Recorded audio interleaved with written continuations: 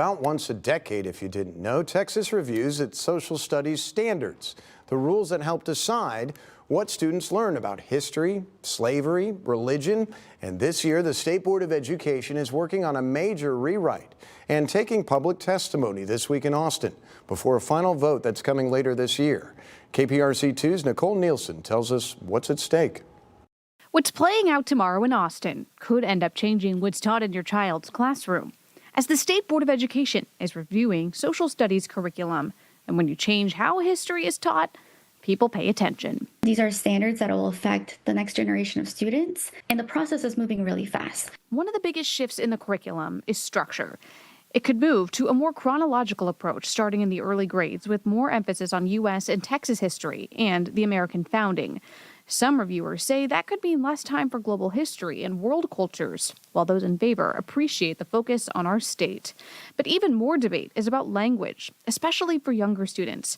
Reviewers have flagged that slavery can be described in broader terms like unfair treatment based on race, instead of more direct wording about forced labor and violence. It's very important that students have an accurate and wholesome view of our nation's history, but at the same time, they also need to have a positive view of our country. They call slavery an unfair treatment based on race and sort of leave it at that. They don't mention anything about people being forced to work. Religion is also another controversial topic. The draft includes religion as part of historical instruction, including when teaching the founding of the United States. Some reviewers worry the language could put too much emphasis on Christianity. Supporters say religion is part of history and belongs in the standards. Religion is definitely something that has shaped our history, but what these standards are doing is that they're trying to teach only one version of it. We want to make sure that kids understand that that concept of inalienable rights does come from a Christian worldview, and so we think that's very important to teach in social studies.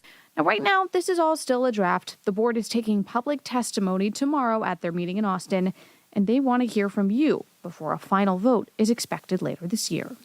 In Houston, Nicole Nielsen, KPRC 2 News.